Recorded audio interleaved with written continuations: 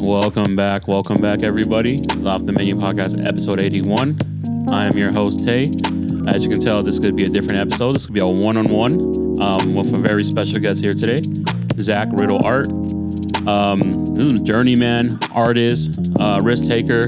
He's on episode 81. Special news for him is that, that's Randy Moss and Terrell Owens right there. That's right. Greatness. But yeah, this is he's on a journey right now.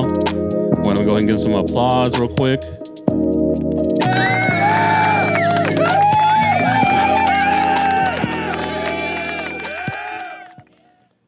This is actually the third episode this week, so I'm trying to get used to regaining all my social battery.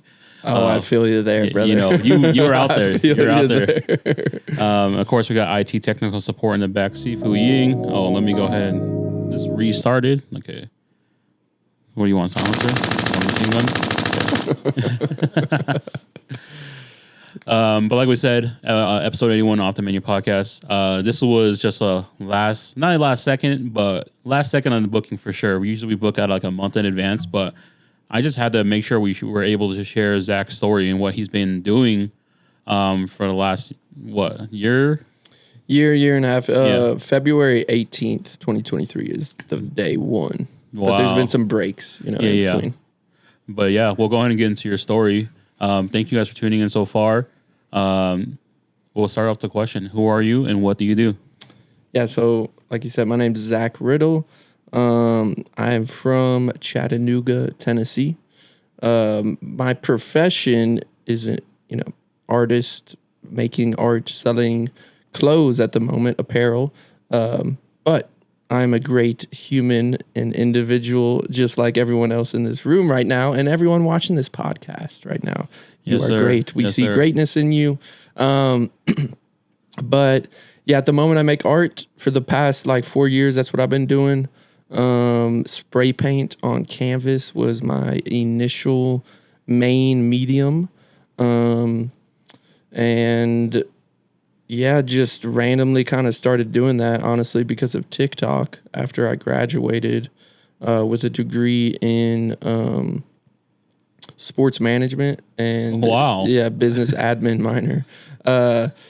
Because I was planning on becoming like a golf instructor, which that I still would like to do that as like a retirement job. Buy a driving range and then just teach people on the side for fun. But spray paint art, I had initially bought a airbrush gun and I was going to start doing custom shoes. And then I was like, this is hard and I give up. And I did. And then I saw hydro dipping, which is where you get regular spray paint and then just a bucket of water. And then you just spray on top of the water. Anything you dip in it, it'll stick to. Just let it dry. And then I had known about this place in the Chattanooga Public Library. It's called a makerspace. So the 4th floor, and the one here in downtown, the main branch has one. I haven't been over to check this one out here in Salt Lake yet. But the one back home in Tennessee has a 3D printer, large format poster printer, sticker vinyl, heat press vinyl for t-shirts or hats, screen printing, wood, laser engraver, which you can use it on not just wood, but they got that, photography, setup, green screen area. All this is free to use and a button maker. That's where I learned how to make buttons. Oh, wow. All of it's free to use. You just pay for your materials, and they only charge you at cost, so they don't make a profit. Wow. So I'd known about this place. I started doing this hydro dipping thing, and then I'm like, yo, let me get the sticker vinyl, put it on a canvas, dip the canvas, and then peel up the logo that I put on, and then it'll leave a stencil impression of the logo. And I was doing that just to make Christmas gifts for my family that year, just because I just didn't want to buy them something. I thought I could make something cooler, and I was bored. And I just was doing that, and then I was showing some of my friends, and they were like, "Yo, I'll pay you for that, like $20 for that right now." And I was like, "Oh, I was gonna give that to my friend or whatever." They're like, "I will pay you $20 right now for that," and I was like, "All right." And then they was just like, "Make another one," like, and I'm like, "Okay, that yeah." And then people, were interested in buying them. I didn't really start doing that initially to like plan on making like that being my job. Because I'd worked at a restaurant for like 5 years, and had saved up some money, and I think that's why I was more comfortable kind of just going into like making stuff. I've always liked making stuff, but I think I was just like, oh, I'll just go to like Michael's and just drop like $200 or something, and I'm gonna like make something cool. But then, started doing that, and then about like 3 to 4 months into me making those like pieces and kind of figuring out how to do it really, COVID had hit, because I graduated December 2019, so going right into 2020, and then COVID, was like April ish of that year, and everything's locked down. I'm bored. I'm just watching content. I wasn't a huge fan, but Barstool Sports, the founder, Dave Portnoy, was doing a live show called The Unboxing, where he would just go live for hours and just unbox things that people had sent him, because his address had gotten leaked on the internet, and all these like marketing companies or people with products were sending him stuff. So he was hundreds, he was live for hours, and it immediate reaction, love or hate, like he would let you know. Yeah. I was watching just as I was, it was entertaining. But every single time someone sent art that they made, it was positive reaction. So I was like, oh, I need to send him a bunch of art. So I sent him like 14 pieces of art. He had a crazy reaction. He had actually taken an edible the night he unboxed my stuff that someone sent him in the mail in a previous night. So he was like, stoned, and like I sent him like 14 pieces, like custom, all with these like crazy colors and stuff. And his reaction was just like super funny. So that like kind of was my first like big thing that claim to fame per se that had happened. And then a couple months later, they reached out and ordered some from me, which was like my biggest like commission. And I've made more artwork for them than like probably any other like company, and you can see my artwork in almost like every video that they post, especially more in the New York office. It's still in there. I need to make more for the new Chicago office. Yeah. Especially when I get over to Chicago. But I was doing that for like 3 years. That was a long intro. You did it for 3 years? Yeah, I was doing that for like 3 years, and then I've always wanted to do apparel. I kind of got burnt out. I made like thousands of those spray paint pieces, and not selling thousands. Like I gave a lot away, but I've always wanted to get into apparel, but I had to wait till I had a really great idea, because I feel like there's a lack of people making clothes with meaning. Yeah. And so I just didn't make clothes on purpose for the first 3 years of me being an artist. And then those spray paint pieces too, I like had given over 100 away for local businesses in Tennessee, because it was just smart for me to like I give them a free piece of art, they hang it up on the wall, everyone who goes into that restaurant sees my art. It's like, why would I marketing, right? Yeah, why would I not do that? So I was doing a lot of that, and that's always been something that's been tied to me making art, has been supporting small business. And so that's where, getting the t-shirt shops, a part of this project was really big. So once I had the idea, I've always wanted to travel, make apparel, and support small business through the art I make. So that is where the 50-50-50 tour was incepted. And, I have a friend back out at home. Shout out my boy Mook at Humanities, and the whole crew over there at Humanities as well. But he owns a screen print shop, print and design. And so like he was helping me kind of, figure out the what it would take and what I need to be doing and asking, because I wasn't that familiar with apparel really at all, but I was just kind of using this project to force myself into the industry basically. But for anyone who's watching who doesn't know about the project, I make and sell 50 t-shirts in every single state, and I don't leave the state I'm in till I sell all 50. So Utah is the 17th state. And then I only support a local t-shirt screen print shop in every state I go to get the shirts made for that state. And then I interview every owner of every shop in every state. So that if you support and get a shirt, if you're interested enough, you can get to know the person behind the shirt as well, who actually printed it. And then it's just more promotion for the small business. Yeah. So yeah, once I had the idea, said, screw it, took the back seats out my Honda CRV, put a bed in there, and, made it to where I can just travel and drive to the 48. I guess I am going to technically drive to Alaska because you can take a ferry from Seattle over there. So I will be bringing my car there, but Hawaii will be the only state in which I don't have my car. But luckily I have people like that knows some people out there. But yeah, February 18th, 2023, started selling shirts in Tennessee. It was honestly one of the hardest states because I was trying to sell to people I knew, like friends. Yeah, yeah. And then I've since now learned it's actually easier to sell shirts to people that have never met me. Yeah. But yeah, after that, went down to Miami, Florida. That was the first state I was in the car. That was just like a learning experience at first. So like I have a Planet Fitness membership so I can shower and work out everywhere. But just kind of getting into that routine and figuring out the best way to sell the t-shirts out on the street and like not going in like privately owned areas or whatever and having security.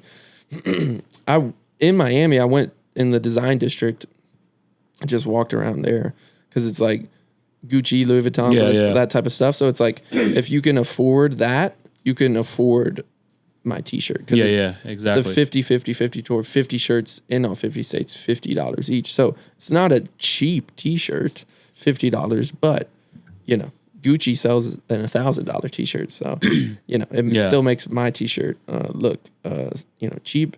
But last year was mainly the East Coast. So Tennessee, Florida, Georgia, South Carolina, North Carolina, Virginia, Maryland, and then skipped some states and drove from Maryland to Maine.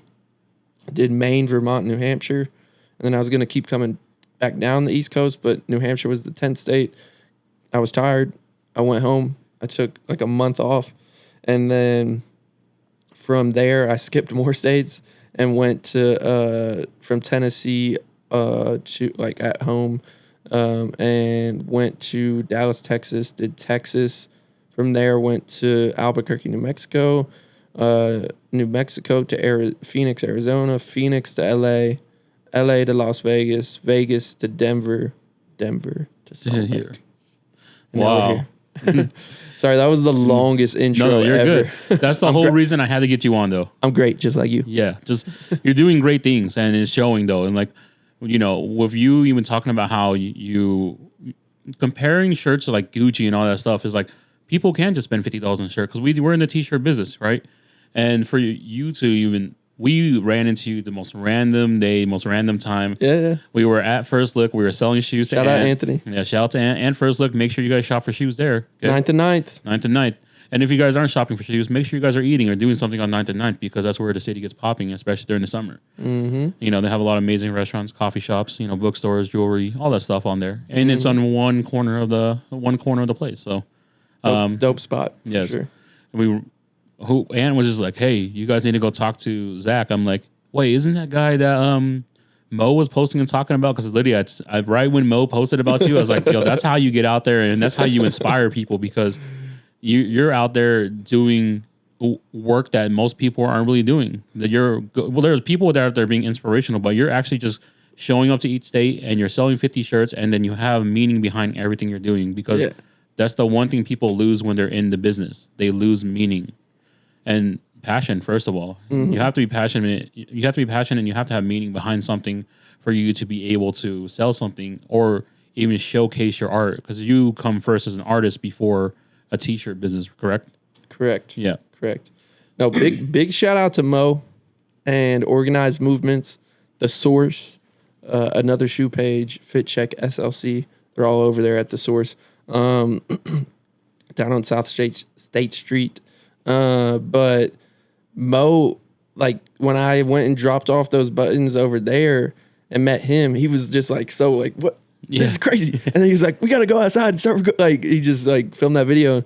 He is like very similar, like minded to me. Yep. And he was like, bro, they like my nickname is like motivation. Like, and there's a reason for that. Cause like, I'm the one usually motivating people and like, you're out here motivating me, which doesn't happen often. And he was like, I got to tell you that cause it doesn't happen often. And I'm like, yeah, I mean, you're motivating me too. You know what I mean? Just by, you know, showing me that type of energy about the project. And the one of the main goals behind the project is what it says on the shirt. So on every single shirt, it has the state outline on the front for that state, and then the Fiftee Tour design on the back.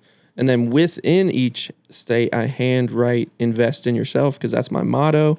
And that's the goal, is just to inspire people to invest in themselves, especially other artists, entrepreneurs, and small businesses, which is why I only work with a small business in every state I go.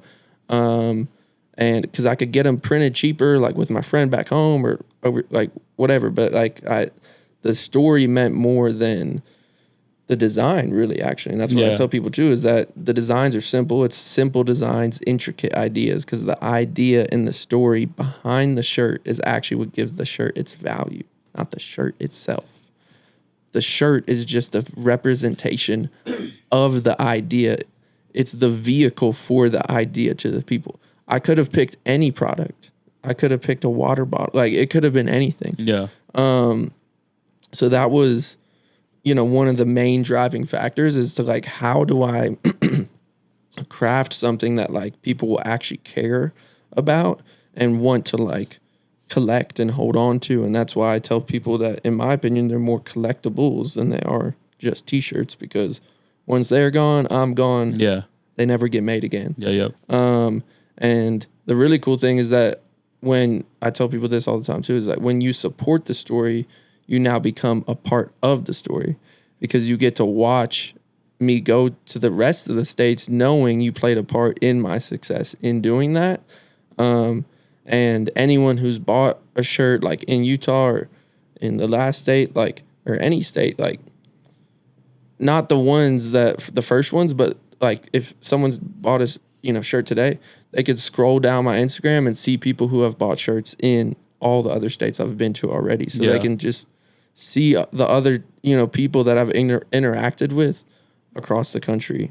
Whereas like if you're buying merch online and it's some big box, you know what I mean? Yeah. It doesn't feel the same, but there's nothing wrong with that. It's just, I wanted to double down in this one area where I felt like there was a lack of creativity happening in that kind of space. Like, in a way, provided like a social presence. That's the one thing about being on the internet and stuff, is that we lose the interaction with humans when you're shopping inside a mall or inside a store like the Source, and make sure you guys shop the Source, and make sure you guys go and shop it with Mo, because first of all, amazing human. Yes. And if you guys are needing some type of inspiration or motivation, he's the guy to go to, really, because his doors are always open and he's always willing to sit down and talk with whoever, 100%.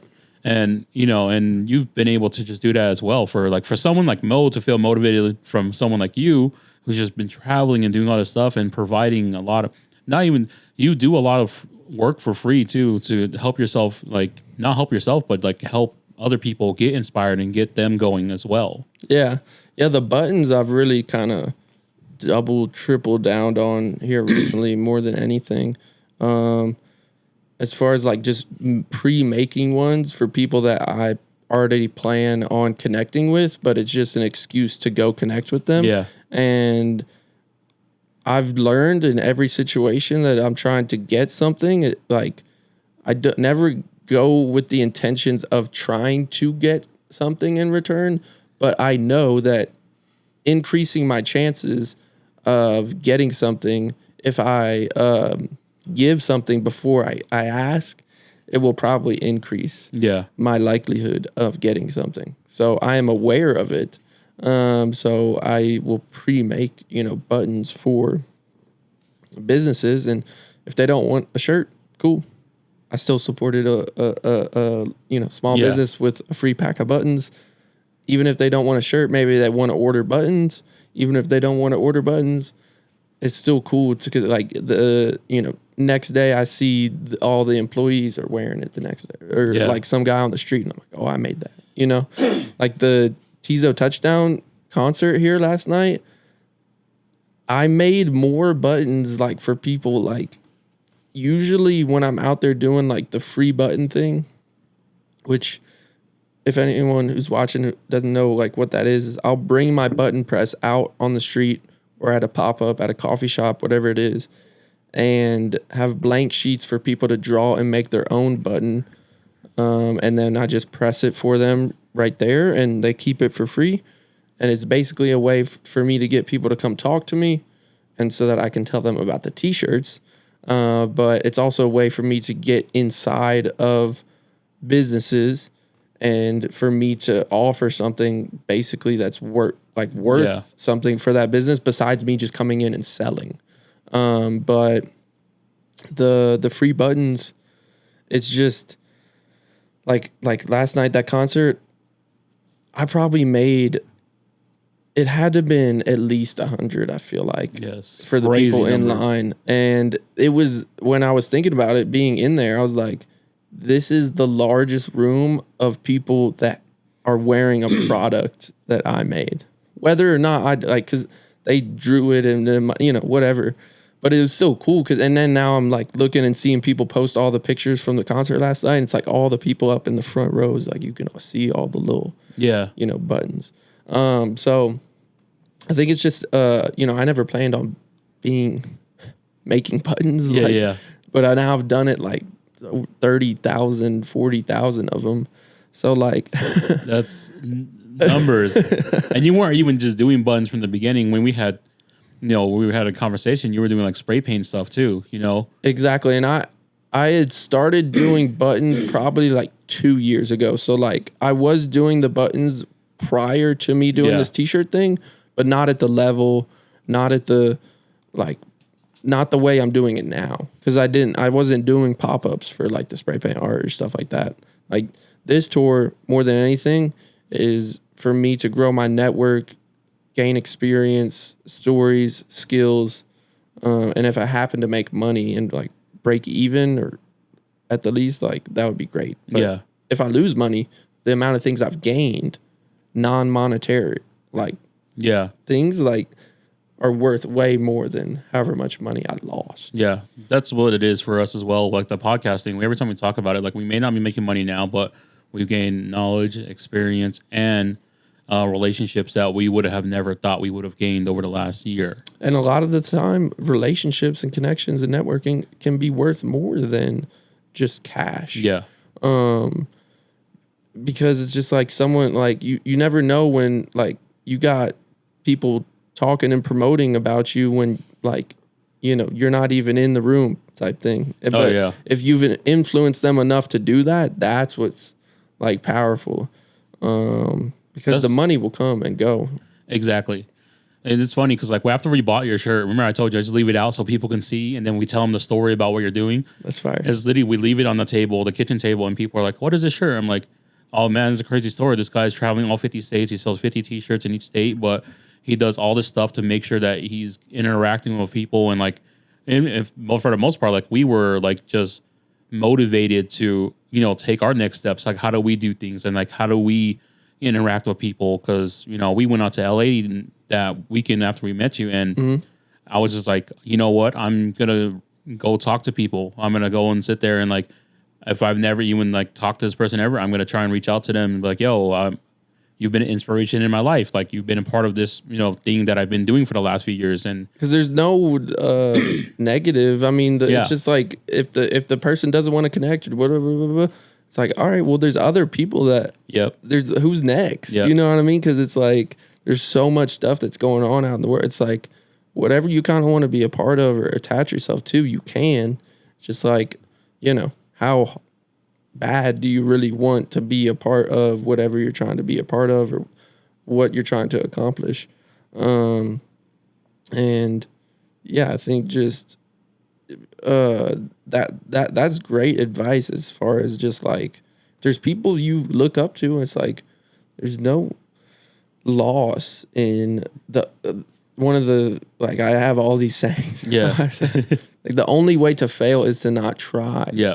It's 100% failure rate. Yep. If you never try, you never do anything. Yeah. And in life in general, and in business, entrepreneurship, starting your own stuff, you're never not gonna lose, but you have to lose to appreciate wins. Yeah. If you just won your whole life, a win wouldn't taste the same as if you've lost and won, because everything in life, there's opposites. Yeah. You have to have months or weeks where you're like, another podcast. We got to edit. And there's always parts of the process, like as a whole, you enjoy podcasting, but there's parts of the process of podcasting that I'm sure you don't enjoy. There's parts of me selling t-shirts and me making buttons and me doing spray paint art. Like as a whole, I love doing all those things, but there are parts of the process that suck. Yeah. You just have to do them.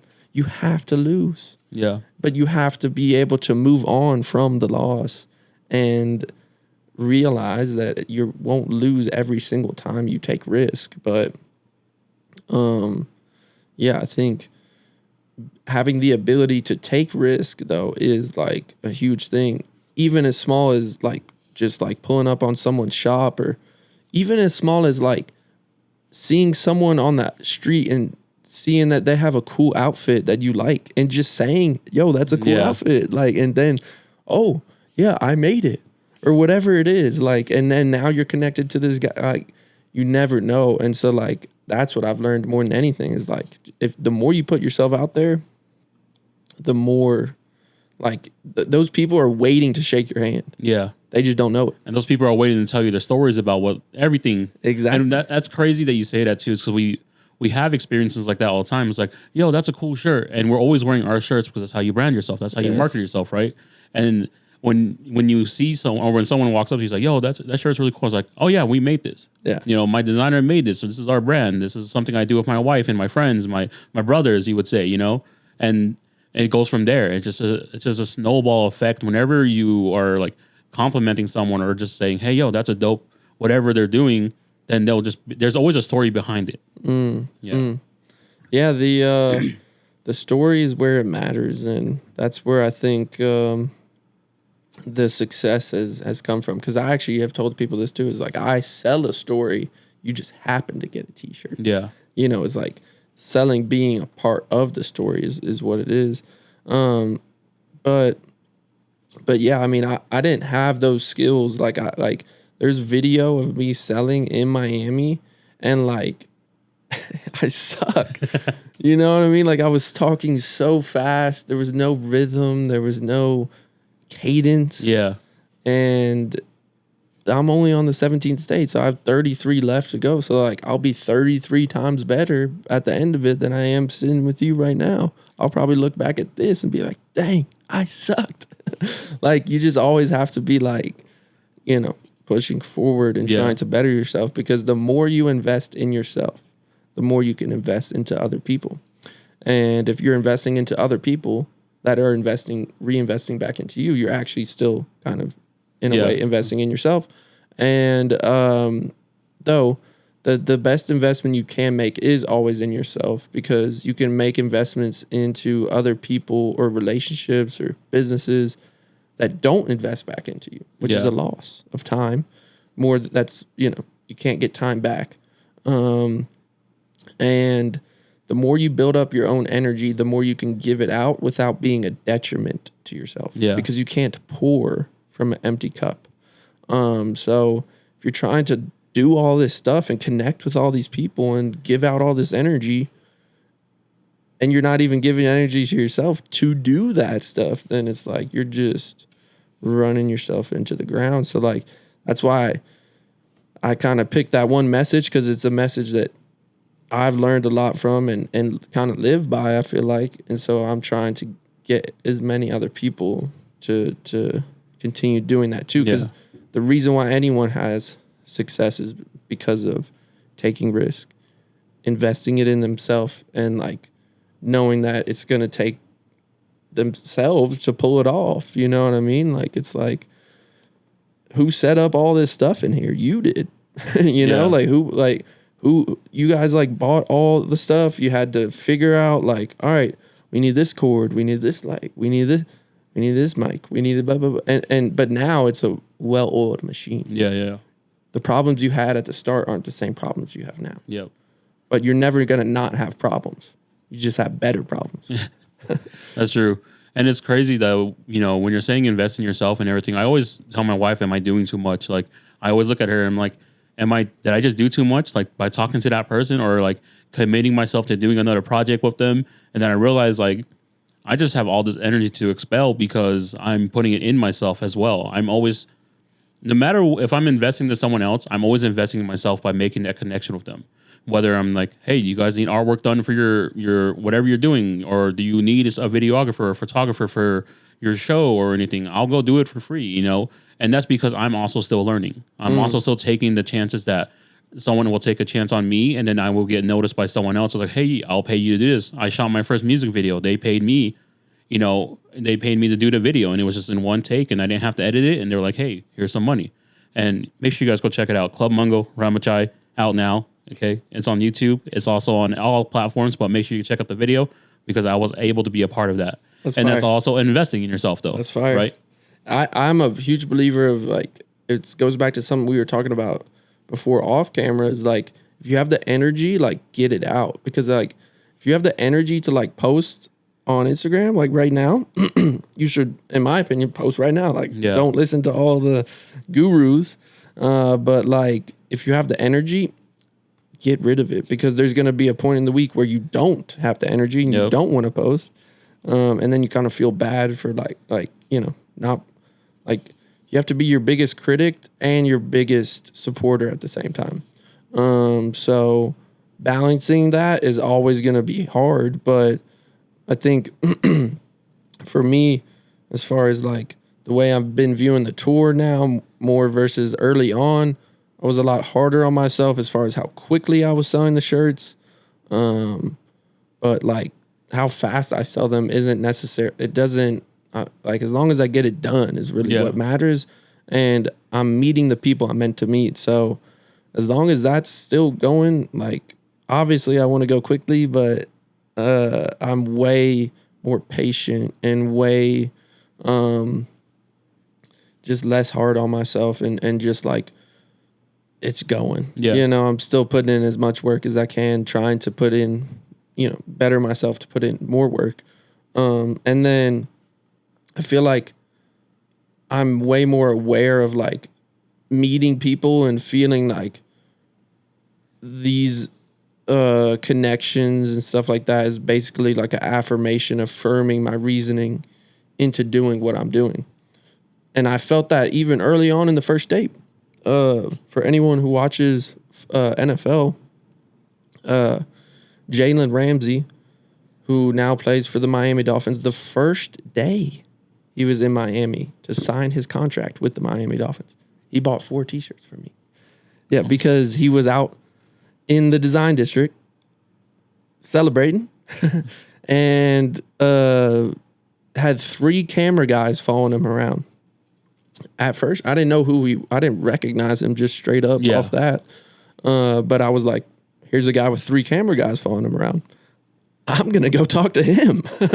And I did. And then, I introduced myself to him. And then he was like, I'll take 1 shirt for me, each of these guys right here. And then, you know, he's from Tennessee. So I think that was partially why I think he wanted to support. But that was like a huge thing for me early on in like the second state to like have sold to like, you know, a huge NFL player. Yeah. And then there's been a lot of like smaller ones. It's not just selling to like well-known people gets me like, obviously it's just like, just another part of this. Yeah. It's just another part of your story. It's another part of the story. It's fun to talk about because it's like I didn't really think I would be selling to people like this exactly from the start. So in LA, I sold more shirts to influential people than any other state combined. Yeah. So in LA, there was this rapper, Young Bands. Yep.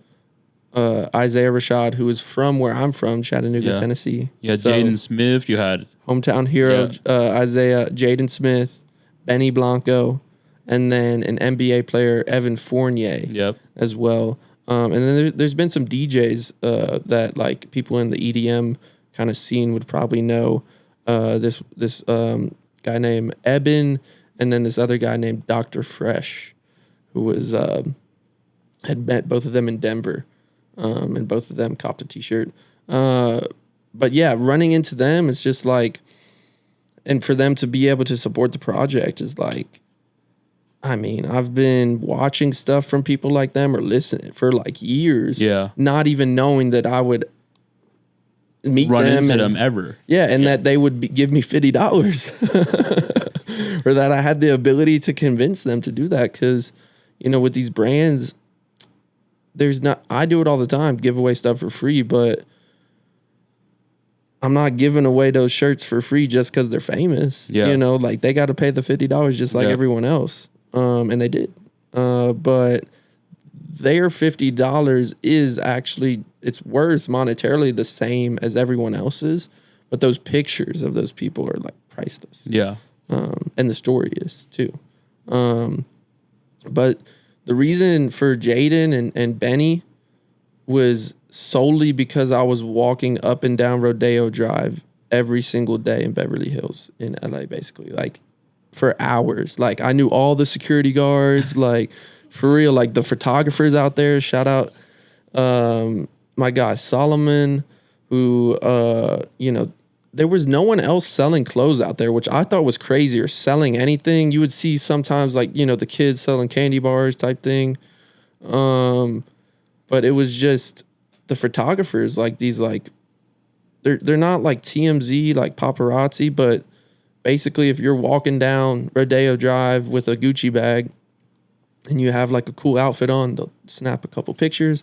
And then once they get closer, like you show them the camera, you're like, yo, I take photos, like quick photo shoot. And they'll try and just make like a quick, you know, couple $100 or whatever from these people. And they do like pretty solid at it, but there's competition for that. Yeah. There was no one else out there like doing what you were doing. Yeah. And I thought it was crazy. And I was like, I'm going to be here every day. That's actually a crazy approach about it, because you would think that, you know, in LA is like the mecca of people doing stuff on the streets. You know, the weather is always nice, and like Fairfax, there's always a guy or like 10 guys with racks of clothes that are trying to make their clothing brand, you know, pop off, or food stands everywhere. But for some reason, Rodeo there's always no one there. Yeah, it's weird. It's very touristy. There's a lot of people that go out there and just walk around. They're not even buying anything. Yeah. But a lot of people, rich people, like to go there and just show off too. Yeah. Especially with their cars and stuff like that. So like, I'll tell you that's in Miami was the first time I was selling shirts to people in their car. So you at the stop sign, yo, a t-shirt from me, because they're in a Ferrari. Yeah. If you're in a Lamborghini, like I'm gonna talk to you. If you got there's no, you know, top to it. Yeah. I'm going to talk to you. You're at the stoplight. Like I'm right here on the corner. We got 15 seconds to talk. Yeah, and I did that. I've sold shirts to people in their car in several states, and I'll be like, yo, whip around the corner, park right there. I'll get it to you. You know? And that I've talked about that in a video I've posted before, but there's never a place where you can't make a sale, really. Yeah. Or like even when you're not even trying. Like there's sometimes where I would go to like out to eat and I don't want to sit at a table, and I'll just grab a seat at the bar, and then I end up like talking with some people, and like we're talking about the sports on the TV, and then basically anytime anyone asks me what I do is basically my pitch for the shirts, because that's what I do right now. And then like I'm sitting there at the bar, and then like now I sold 2 t-shirts while eating dinner. I only went there to eat dinner, but now I'm just made like $100, you know, and like that paid for my dinner, you know? So it's like, you just gotta be like, you know, hyper aware. And like I said, you have to put yourself out there so much. Like in LA, I wasn't doing the same sales style I'm doing here. Yeah. Like I've had to learn to adjust to the environment, what works best. I was trying to do the free button thing, and I didn't do as much of the free ones for businesses because I felt like LA's big enough where I can just go kind of pop up on the street in places and stuff. And it just wasn't, they just weren't selling. And then I was like, I'm going to go back to old sales style, which is when I was in kind of like towards Miami and some other states after that, where I would just walk around with my little buggy with all the shirts and stuff. And then just like, if you're walking on the street, I would stop. Yo, let me tell you about these t-shirts.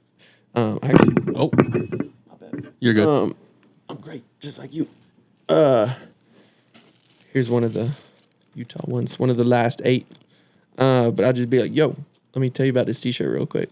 And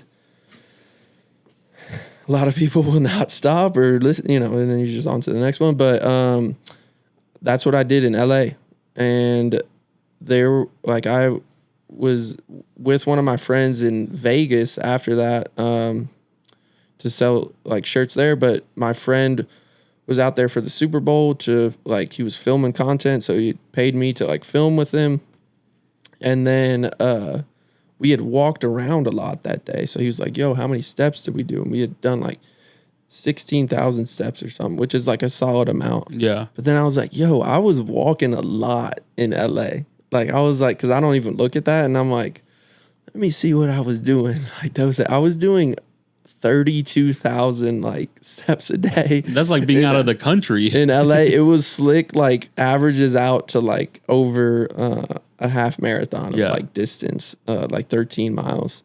And I was like, sheesh. But it was because I wanted to sell them, and I wanted to get it done. And if you hang out in areas where rich and influential people also hang out, that increases your chances of running into them. So like the only reason I ran into those people and is because I was out there. I think streetwear is meant to be sold on the street.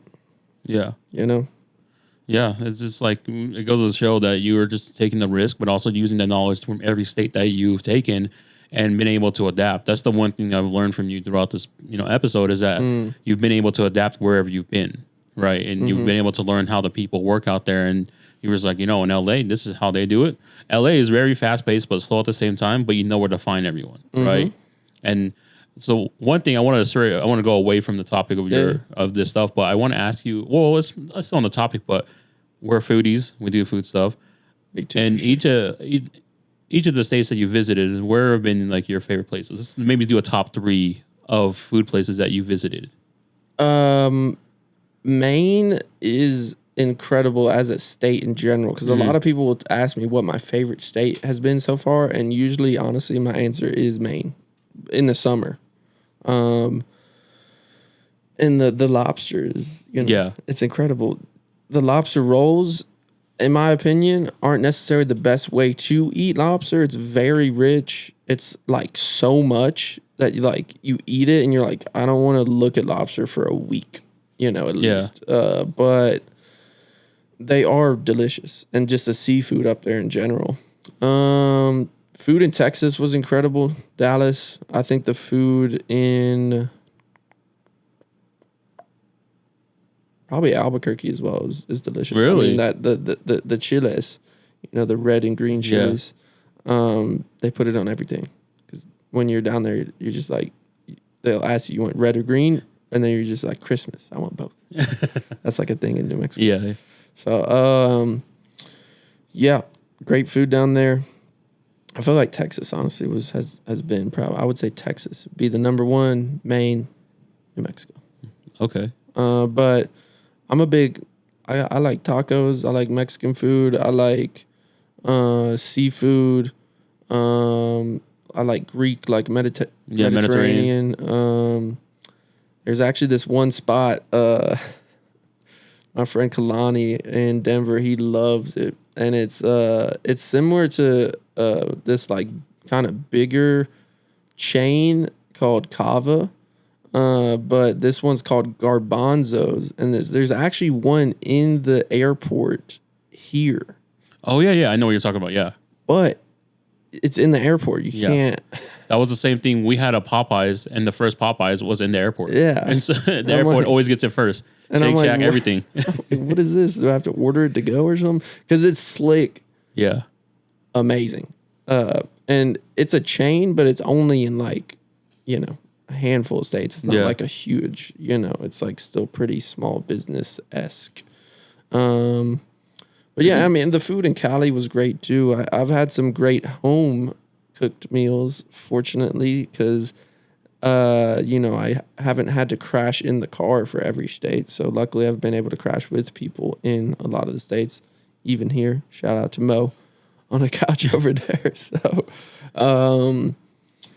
yeah, I mean, I try and, eat the local type of spots and kind of lean on the locals as far as like, you should hit up and stuff like that. The day we ran into you guys were talking about that Sandwich Plus spot down on 9th. And then we went right after. Right when we walked into the door, they put the sign out for sold out sandwiches. Oh, really? Yeah. Right. It was all right. I mean, that place is more of like a chain type spot. What have been your favorite places in Utah then? To eat? Where have I eaten quite a bit? Oh, Central 9th Market. Mm-hmm. My buddy Joseph, he does the burger pop up there on Monday nights. If you are in Salt Lake City and you have not been to Central 9th Market, they got apparently the best breakfast sandwiches like here. I haven't had them, but I've seen pictures of them. They look delicious. I've had friends who say they get them like every week. The burgers on Monday night are delicious, smash burgers. Also, there's a guy over there who does pop-ups. He goes by Decadent Dishes by Christian. Fire.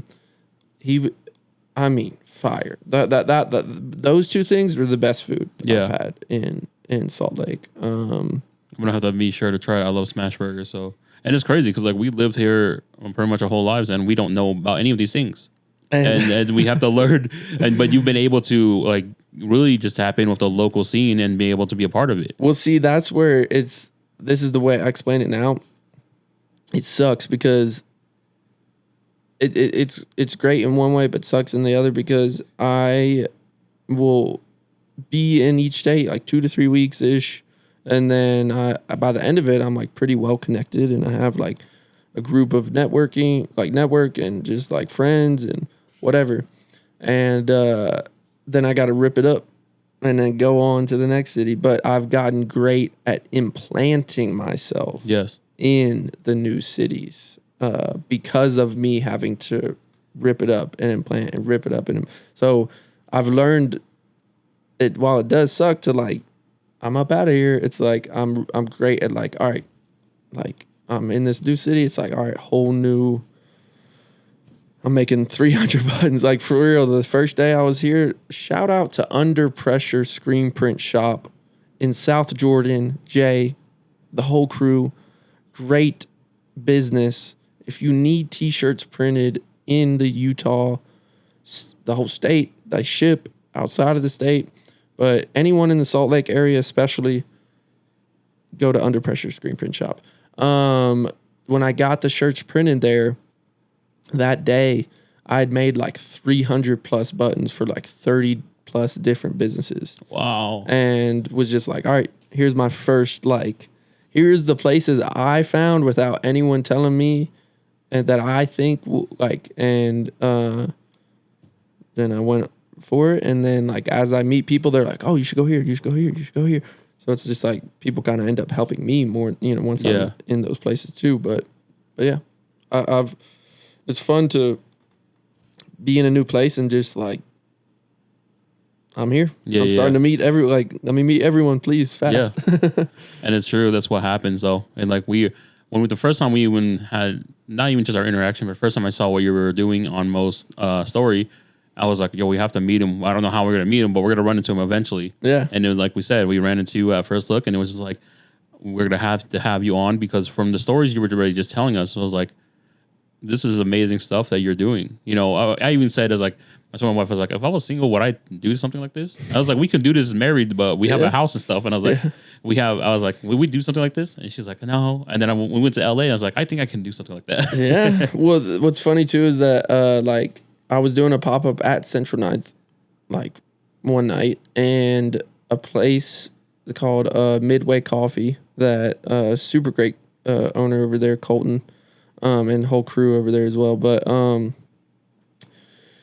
he saw me at Central 9th doing the free buttons and the t-shirts, and he was like, yo, you made buttons for us and dropped them off the other day. Like, how do I get he wasn't there when I dropped him off. And then I just like, I was on to the next, delivered like to the next like place or whatever. But he was like, yo, like, thank you so much. Like, how can I get you over to the coffee shop to do what you're doing here, like over there? I'm like, we just exchange information. And then I was doing a pop-up at the coffee shop in like 2 days. Yeah. But the more, like I said, it's just like putting yourself out there. Yeah. Like, the more you do that, the more you'll realize that like all those people are waiting for you to kind of just like make the first move, basically. Yeah. And that's why I always come with a gift. Because by the way, I made I just forgot to bring them in, but I got a 12-pack for y'all. Oh wow! Yeah. I forgot. There we go. That. Yeah. So yeah, I always got a gift. Thank you. Yeah, that's the same thing with us though. Is that I tried to make sure there's food always prepped for whoever comes to the house. Thank you. Incredible.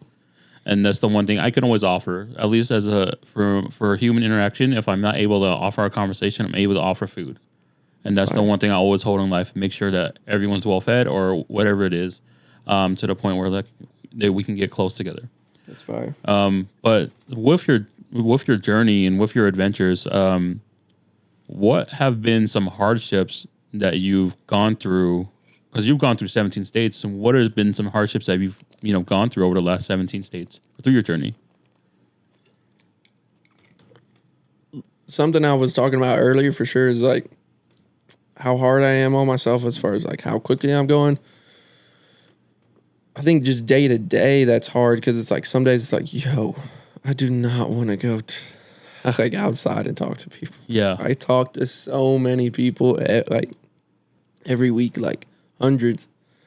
But early on, I realized the more no's I get, the quicker I get to the yeses. Yeah, all I need is 50 yeses. So if it takes 2,000 no's, then the game is how do I get 2,000 no's as quickly as possible? Or how do I lower that number of no's for it to be 200 no's and then 50 yeses? So I'm more calculated for the people I'm going up towards. Yeah. But the hardships, I mean, being alone is hard. I think that's harder than I had expected at first. I think not being in one place for an extended period of time is hard, because you can never feel like those roots are really fully back. I don't think sleeping in the car is really that hard, but I mean, it can be difficult at times for just energy and routine. It forces you to like be in a just whole different schedule. But yeah, I mean, it's all stuff that I think is just worth it, basically. Yeah. So and all just sharpening your blades. You're just getting stronger as you go. Yeah, I mean, there's a ton of stuff that sucks. I mean, there's a ton of like bad interactions. Like, even here, to where like I think the most disrespectful thing someone can do to someone has said something to you on the street, regardless of what they're doing, is to ignore them completely, as if they didn't just talk to you. Yeah. Because all you have to do is say, no, thank you. Have a great day. You know, but like people just are, I have a lot of pet peeves about people's social skills because most of them suck. Because sorry is not an answer to a yes or no question. There's one. If I ask you, yo, would you like to make a button for free? Sorry. Not an answer to a yes or no question. You can say no and then say sorry for saying no, but you have to say no to say sorry. Yeah. Because what are you sorry for? If you were sorry, then you would stop. But they feel like they're being nicer by saying sorry. Yeah. But I'll tell them, oh, don't be sorry. It's your loss, not mine. Which is true because you could have made a button for free. Yeah. But you chose not to. The other one is people dislike saying the word no just as much as they dislike being told no. Yeah. Because you don't want to feel like you're letting someone down. Even if they're a random person on the street that you've never met.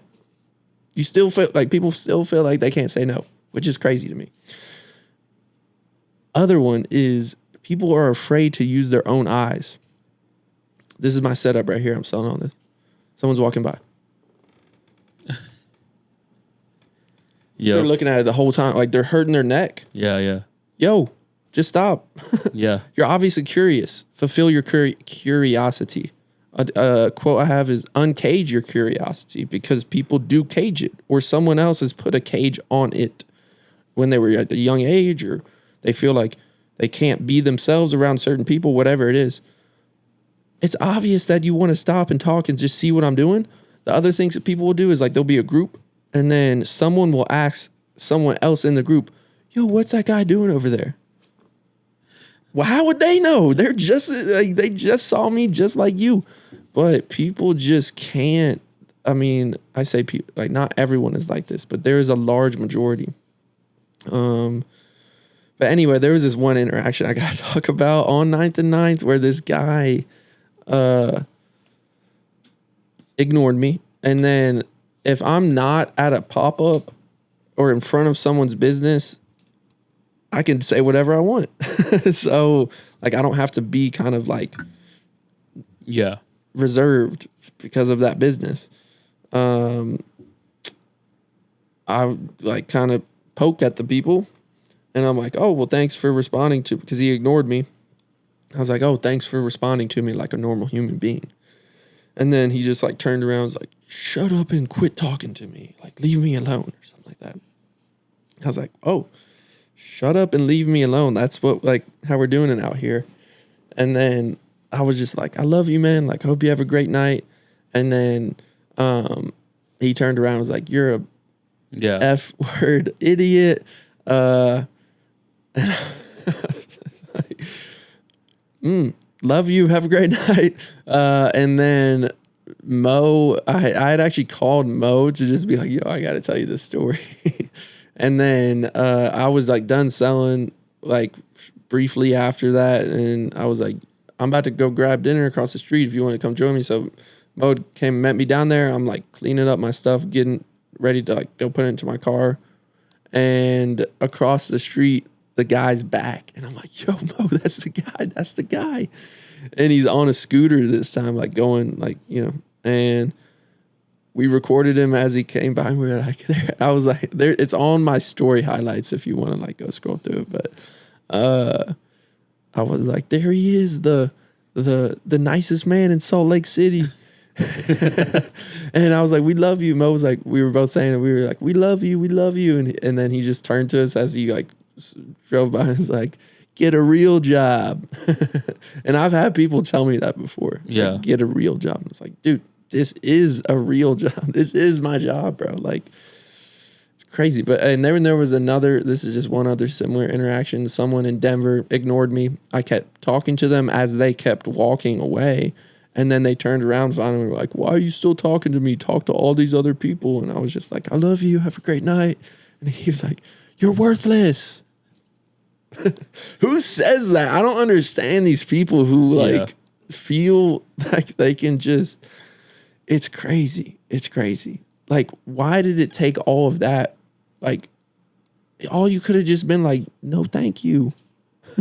No, even just a no, I appreciate more. Yeah. Obviously, than ignoring. But yeah, I don't really. There's not. Those I guess would be maybe some hardship, but those are just like my pet peeves. Yeah. I got so many pet Hey, peeves. it comes with the job though. You know, it comes with the path that you've chosen. That when you're interacting with people so often, that sometimes you start picking up on them too, because you just probably never knew that was a pet peeve until you started really doing this and going on your adventures and journey. Because that is actually one of the things that I've noticed too, is that when I walk up to people and they just ignore you, it's things I did in the past. Yeah. I'm not like saying I never did any of those things. I used to do it too, but I'm more aware of what I do now, and I'm very like, I don't do that anymore. Yeah. But like with the people's like eyes, right? They're scared to use their own eyes for real, because they'll be looking and then they're staring at my stuff and I'm staring at them. And then they look up too. and then they look up and they see I'm staring at them, and then they look away. They get scared. Yeah. Why are you scared to use your own eyes? You know what I mean? Like, you're just embarrassed for using your own eyes. That's crazy to me. Yeah. Like, because it's like, I caught you. Like, I for real used to, like, in some states, like, would have a sign that said, if you're staring, just stop. It's so simple. It's so simple. Like, it could take 5-10 seconds for you to realize, oh, no, I don't want to, I'm not interested. But at least you fulfilled it. You know what I mean? Like, because it could have been something you were interested in. But yeah, people, man, they're crazy. Yeah. We're getting towards the end of it, but I would like to ask you a question before we go off. So with your journey now, what is ultimately your just goal for this all? The goal is to finish as it was from the start. I'm not necessarily finishing in the timeline I had necessarily originally thought I could do it in. But like I said before, we're cool with that. I have no idea what I'm doing after the tour is finished. One, because I don't know when I'll finish. Yeah. Two, because I'm a big believer in, I mean, there's other projects I have that I've been working on for years and stuff like that like I'll do. And like, the easiest way to answer is that I'll just come up with another crazy idea. Yeah. But you know, a lot of people sometimes would be like, oh, well, what are you going to do in Alaska? Like, what are you going to do? Like, how are you going to... And I'm just like, I'm going to sell the shirts just like any other state. First of all, I'm not in Alaska. So why am I worrying about a problem that doesn't exist? Yeah. Second of all, I can't even get to Alaska until I sell the shirts where I'm at right now. That's the problem I care about. Like, people get too caught up in problems that don't exist. Yeah. People tend to get caught up in problems that are not their own. Exactly. Yeah. Like, I can't fix the problem. Why would I worry about it? Yeah. Second of all, third of all, fourth of all, whatever it is, it might not even be a problem. I might sell really quickly in Alaska or wherever state people think like is like weird and that there aren't people in. Like, there's people in every state. Oh, there's people everywhere. People like here, like, oh, you're going to Idaho? It's like, yeah, Boise is a big town. It is just as big as here, even a little bigger. We have people come on here, rappers a lot of times will say Boise is a better state to perform in because of the interactions they have with a lot of fans out there. It's also because it's also, you know, a college city too, and without any restrictions, as Utah has a lot of restrictions to how we run things out here with our businesses and alcohol especially. So people tend to like Boise a little more. Yeah, no, it's but in general, like, especially on people like from the South or where, you know, more on the East Coast, it's like you say a state like Idaho, and especially if you've never been there, it's like you just like, oh, there's nothing there. They just think potatoes. Yeah, it's like, oh, there's nothing there. It's like there's stuff there. Like, there's people. Yeah, there's stuff everywhere. You just have to find it. Exactly, and that's the cool thing is that, you know, everyone that's a part of the journey is a part of the community as a whole.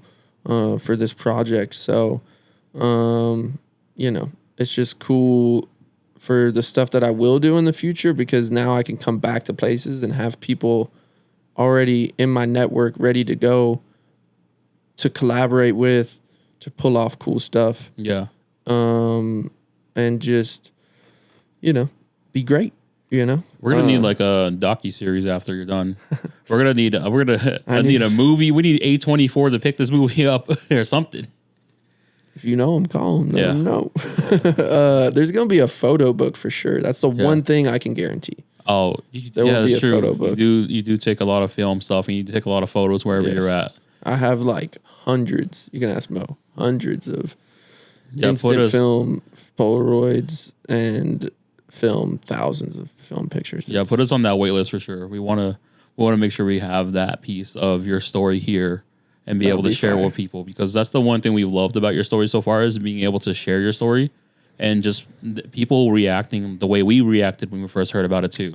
But that's the cool part. That was the main reason, is like making clothes with meaning. Because like if you have a cool, let's say this was like a Nike shirt, and you're like, yo, that's a dope Nike shirt. Like, where'd you get it? And I'm like, the Nike store. And then that conversation ends. Yep. Whereas this is like, yo, who made this shirt? Mo made this shirt. It's Organized Movements. You know what I mean? Like, he's a great, incredible guy. He runs his store. He has his shop. Like, he even does custom like work for people. Like, if you need embroidery, sticker, like all this stuff. So it's like, it's beyond just like a design on a t-shirt. There's a person behind it. And one thing I've been telling a lot of people recently, when it comes to art, in my opinion, it is more about who is making it and why they're making it, as to what they're actually making. So yeah, I mean, for any artists or entrepreneurs out there, like, you can craft a story. It just, most great stories take time, or it doesn't have to be as like, I don't want to say intricate, because I like intricate ideas, but it doesn't, like, it can be simple. Like, it's simple. Like, my idea is simple in ways. It's fitty. It can be explained. 50 tees, 50 states, $50 each. That's it. But there's all this other stuff attached to it as well. But that's the cool thing, is that you get to tell the story like too, and it's because you are a part of the story, but the story is behind the shirt. Like, it's just, the shirt is just a shirt at the end of the day. Like, I'm not gonna reinvent the t-shirt. Like, it's already, like, it's a nice t-shirt. Shout out Shockaware. Okay, we need them to tap through. Just tap in. We've already had a great connection with them. Great people over there. Tyson, Ian, John. They're great shirts. And I only print on Shockaware shirts for this project specifically. But yeah, that's what it's about, is like, just like I was telling you, is like, there's people that were promoting you today that you didn't even know. And knowing that is reassuring. Yeah. So it's reassuring for you to say that, because that's what it's about. Yeah. So thank you. No, thank you. Thank you for being here and sharing your story with us. Like I said, I had to make sure I at least got an opportunity to sit down with you and fully like immerse in your journey, because your journey so far to us has been amazing, you know, and it should be inspiration to a lot of us, because that's exactly what I said. I messaged Mo right then and there. I was like, yo, this is inspirational. It was like, people need to like check this guy out and like make sure that they are a part of this story or do something with this story, because this is something that not everyone gets to do, you know, and it goes back to you being a risk taker, because a lot of people in this generation just don't take risk anymore. Right. Yeah. And unfortunately, it's like, a lot of the time it's like they just happen to listen to the wrong person.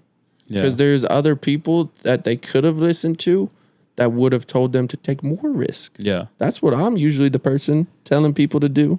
Is like, you're not taking enough risk. Like, you know, like, especially like people like Mo, or like, you know, all these other like young kind of entrepreneur kids, especially like making clothes.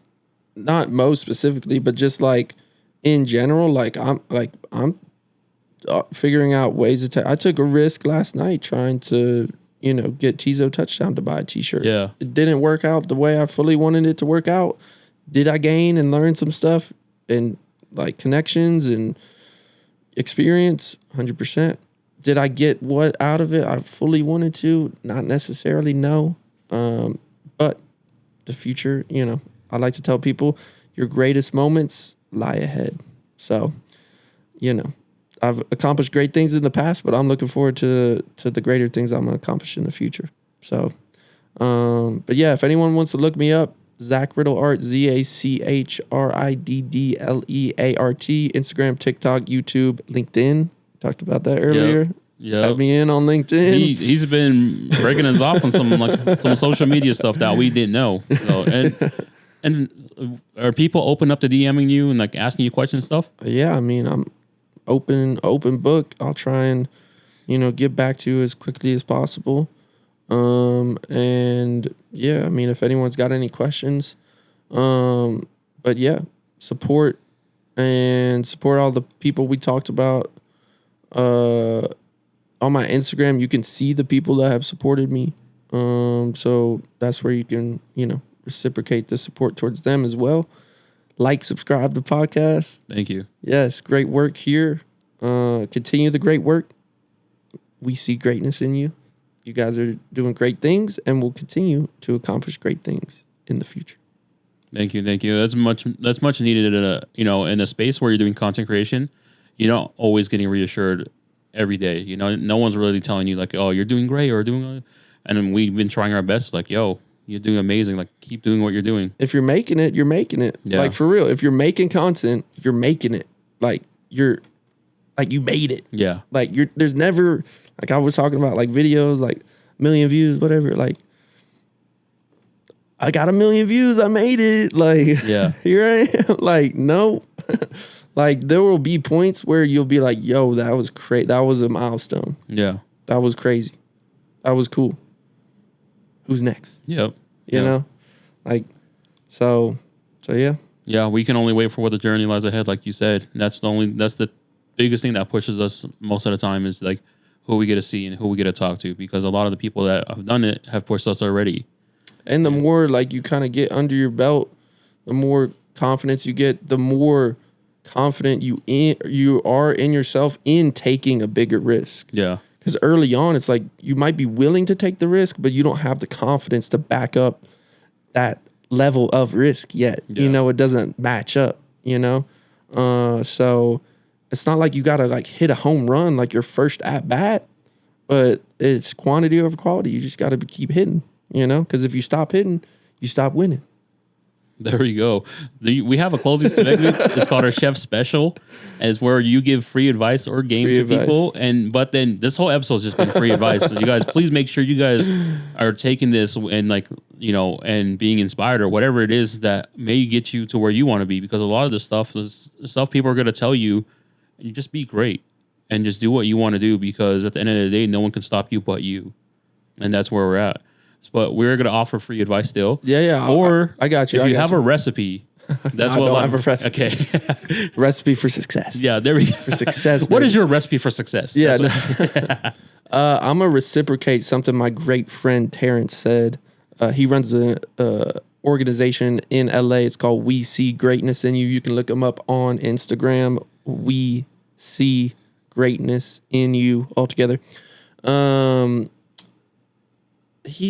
I posted this video of him saying it, so I'm gonna kind of butcher it, but it's basically like, if you haven't given the things in life you deserve, then you're not going to get the things in life like it's if you haven't gotten the things in life you deserve, it's probably because you haven't given the things you owe. Oh. So that's what it is. It's like if you're out here to show love to, whatever it is, whatever niche it is, like this is you're able to like have a platform for people to talk and share their stories. Like that is awesome. Not everyone is passionate about that. So, yeah, that's powerful, man, because it's like you got to give to get, but you don't give with the intention of only getting. You give because you know you're going to get in return something. Maybe not immediately even from that person that you're giving to, but long term, at the end of the day, you'll win. Yeah. If you haven't gotten the things in life you know you deserve, it's probably because you haven't given the things you know you owe.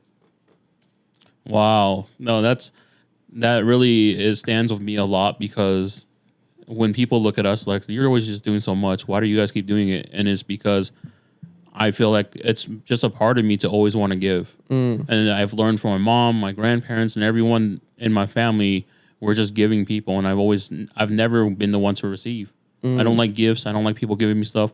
And I just want to keep giving to the world, whether it's this platform, or whether it's shirts, whatever we're doing in our future. I want to make sure that we're trying to give something. Fire. Yep. But I would like to thank you for joining us here. Thank you for having me. It was great. It was amazing. You're going to make me start using the word great, because that's my guy, Terrence. He's the one who made me do that, because I don't want to be good. I don't want to have good in my life. I only want to have great.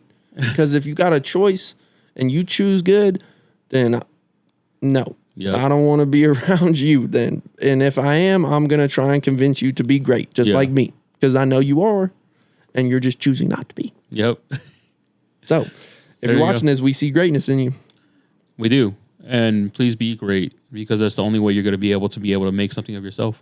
And I will end this off with thanking you once again for joining us here on the podcast and sharing your story with us. If anyone from out of state and he's in your future states, make sure you hit him up. If you guys see him on Instagram or TikTok or wherever you guys see him, tap in with him. Go get a shirt. If not, go get a button made, because at least he'll be part of the story, and then that's the story that you can spread with everyone else as well. That's right. Everything will be in the description below. And if you guys want to golf with him, he also golfs. So make sure to check him out in your states. Yep. You might get whooped on the golf course. Just be careful. But thank you guys for tuning into the Off the Menu podcast, episode 81. Peace out, y'all.